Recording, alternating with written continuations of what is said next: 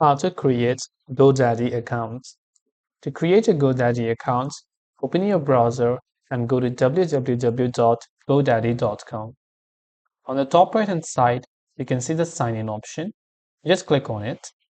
Then go to the option that says create an account. Once you go to create an account, there will be many ways to do so. You can create using Facebook, Google, or you can create an independent email. So if you select email, you have to choose an email, username, and password manually and click on create account. But for easier access, you can also click on continue with Google or Facebook. Select your respective Google account from the menu, and after that, it will ask you to go ahead and then create a new account like this.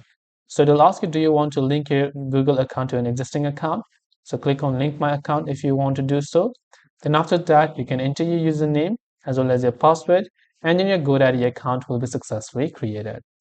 That's all it takes to create a GoDaddy account. I hope the video helped you. If you have any questions, feel free to leave them down below. Thanks for watching till the very end of this tutorial, and see you soon in the next video.